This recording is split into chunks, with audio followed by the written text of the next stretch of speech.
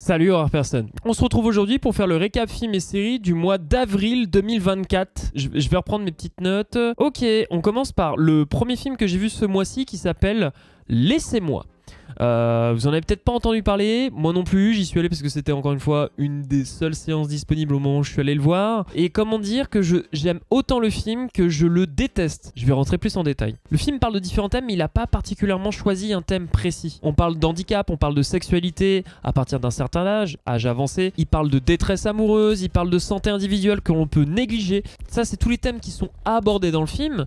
Il y en a peut-être un qui se distingue parmi les autres, qui est le fait de se négliger soi-même. Mais même celui-là, je suis pas tout à fait convaincu. Parce que c'est traité que pour la partie finale du film, sans trop m'expliquer dans la partie spoilers. Il y a le thème de négliger sa propre santé et négliger sa propre personne est traité d'une certaine manière tout au long du film, qui travaille une certaine finalité et finalement c'est l'inverse complète qui se déroule. Alors j'ai pas de mal avec le fait de dérouler l'inverse complet à ce qu'on pourrait s'attendre entre guillemets, comme ce que va faire par exemple Nous les Leroy qu'on va reparler un petit peu plus tard dans le film. Là le film il a pas traité pour que cette fin arrive. Vraiment, la fin, elle arrive très bizarrement. Elle arrive vraiment comme un cheveu sur la soupe. C'est très étrange, cette fin. J'essaye de absolument pas spoiler parce que le film reste tout de même superbement intéressant par sa mise en scène. Je sais que je suis chiant avec ça et ça veut tout et rien dire la mise en scène, mais je sais pas, elle m'a particulièrement touché. Cet ennui, cette manière de répéter les choses notamment qui est vachement intéressante dans le film. 3 séquences qui vont se dérouler dans le même endroit. Un bar. Voilà, un bar PMU local. La première fois, on présente le lieu, on présente un peu ce qui se déroule dans ce lieu-là. Qu'est-ce qui s'y raconte entre deux personnages qu'on va revoir une deuxième fois, mais cette fois-ci, on va apprendre un mensonge. Et maintenant qu'on sait le mensonge, la troisième fois où la scène se répète, la scène qui jusqu'à là a été filmée en intérieur, en fait, elle passe en extérieur en train de filmer l'intérieur avec un jeu de reflets. C'est assez beau ce qui est fait, mais pourquoi l'avoir fait une troisième fois? C'est peut-être plus intéressant et peut-être plus court pour le film de le faire à partir de la deuxième fois, au moment où on apprend le mensonge. Et en fait, il y a plein de petites choses comme ça qui fait que c'est vachement intéressant en termes de mise en scène, mais c'est peut-être trop long. C'est une des raisons de pourquoi j'ai autant aimé, que j'ai autant été en désaccord avec le film. C'est lié à ses longueurs et notamment ses répétitions qui des fois sont trop présentes. Avec le recul, j'aime bien ce qu'il fait, j'aime bien ce qu'il m'a laissé comme empreinte, j'aime bien ce qu'il a essayé de me raconter. C'est pas un film qui est sans défaut, mais c'est un film qui du moins tente quelque chose, raconte quelque chose et avec le cœur. Ça m'a touché. Ouais mais attends, mais j'ai écrit énormément de trucs dans Laissez-moi. J'ai une note immense.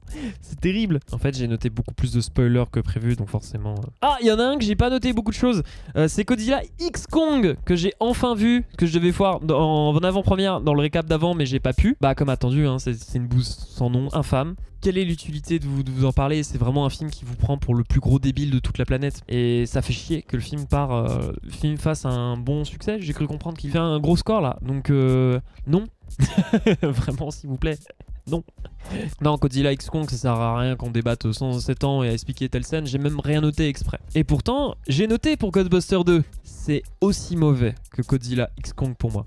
Mais quand je vous dis c'est aussi mauvais, c'est genre vraiment j'arrive pas à déterminer lequel est plus mauvais que l'autre. C'est merdique en tout point. Madame Web c'est sorti cette année, hein, c'est ça. Hein. Bah c'est aussi mauvais. Les trois ils se chevauchent. Alors si vous y allez pour être diverti, c'est mort. N'y comptez pas, hein, parce que ça dure que 15 dernières minutes à la fin du film, hein, l'ère glaciale, alors que c'est le titre du film et que c'est vendu dans toutes les bandes annonces comme si c'était le début du film. Ça me rend dingue ça aussi. C'est pas possible. Ce n'est pas possible de faire ça. C'est une publicité mensongère. Et puis tout est ridicule. C'est vraiment tellement de choses se passent parce que tu sens qu'en fait il y a un scénariste derrière qui a choisi pour les personnages plus que les personnages ont choisi pour eux-mêmes. Que foutent les anciens personnages? J'ai l'impression de revoir Star Wars 9 quoi. Non, stop, arrêtez de faire revenir des vieux personnages pour rien en faire et juste faire entendre des gens crier dans la salle.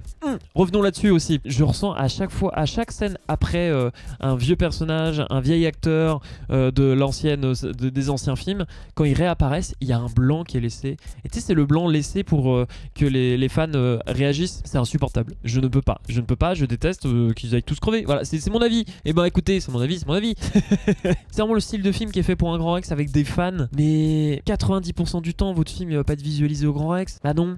Désolé, il va être visualisé dans un canapé, dans une salle dite traditionnelle. pas avec des gens qui vont réagir. Arrêtez de faire ça, c'est pas possible. J'ai écrit de manière tellement longue, j'avais de la haine. On passe à Quitter la nuit. Attendez, c'est le premier long métrage de Delphine Girard. Vachement intéressant, mais peut-être un peu casse-gueule. Il est vachement intéressant, encore une fois, dans tous les thèmes qu'il les aborde, je trouve, de manière assez subtile. Par exemple, comment une victime ne souhaite pas forcément attaquer son agresseur judiciairement parlant. Très cool. Mais il y a plein de moments où, j'avoue, on s'ennuie. Je vais prendre un exemple récent que j'ai revu là, il y a pas longtemps, Aftersun.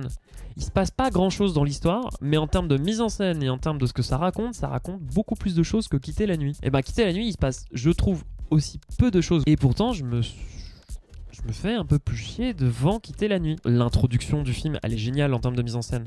Le fait qu'on filme tout le temps en arrière dans la voiture parce qu'en fait on suit une potentielle agression, parce que l'agresseur finalement lui on voit tout le temps ses yeux, on le voit de dos mais on le voit aussi le visage, alors que elle par exemple qui est à côté, qui est juste à côté, hein, on n'a pas son contre-champ au niveau de pleine face, on l'a toujours de dos, on découvre son visage qu'après qu'elle soit sortie de la voiture, une fois qu'elle soit sauvée de situation, et c'est vachement intéressant. Mais le film est cool, j'ai aucun film en mode genre waouh grosse hype et tout. Ah bah si Nous les Leroy, ça fait des années qu'on attend le premier film de Flaubert au cinéma, il est enfin là, et quelle merveille. Il est tout aussi drôle qu'il peut être émouvant, parce que j'ai pas envie de spoiler, hein, mais elle va vous faire chier la fin. Mais c'est pas un film qui prend le grand public pour un con, parce qu'en fait en réalité il va plus raconter ce que le grand public vit. C'est vachement dur, hein. J'essaye de parler du film sans vous spoiler parce que le but c'est absolument que vous le voyez. Il y a une séquence de mise en scène qui est vachement cool dans la séquence avec Jérôme Niel. Il y a un mélange dans le même plan de présent, passé. Visuellement je trouvais ça assez cool, c'était vachement intéressant. Foncez voir les Leroy, c'est très cool. Bon, je crois que j'ai fini avec les films que j'ai vus au cinéma. Ah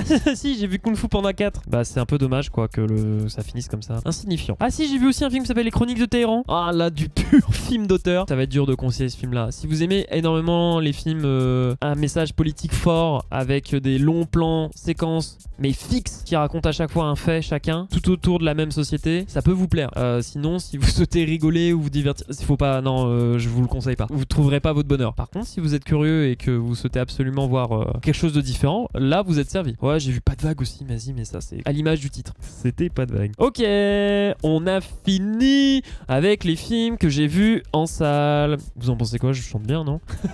Je vais lister la suite de films et je m'arrêterai sur celui dont lequel j'ai vraiment envie de parler. J'ai vu un court-métrage qui s'appelle Partir un jour, c'est vachement bien. Austin Powers, j'ai enfin rattrapé le premier, il me faut que je rattrape les deux autres. J'ai rattrapé le procès Goldman, Ticket to Paradise. Alors du coup, Ticket to Paradise, c'est une merde sans nom. Sicario, la guerre des cartels. J'ai rattrapé Les Infiltrés de Martin Scorsese. J'ai toujours un peu de mal avec Scorsese et j'avoue avoir particulièrement apprécié Les Infiltrés, et donc je me suis intéressé à aller voir l'original qui est donc Infernal Affair. Oui, effectivement, c'est un remake d'Infernal Affair, mais j'avoue apprécier un poil plus celle de Martin Scorsese, parce que Infernal Affair c'est effectivement la même histoire avec beaucoup moins de complexité. Je trouve qu'il y avait un vrai manque. Je suis très fan de ce qui est fait avec Les Infiltrés de Martin Scorsese. Avant que nous disparaissions, c'est un super film tout le long, mais la fin elle nique tout. Complètement désaccord avec ce qui est fait dans le reste du film, et du coup ça fait très le producteur il a pas aimé la fin violente, du coup bah on fait une happy end alors que le film n'a jamais souhaité de faire une happy end. C'est le ressenti que j'ai face à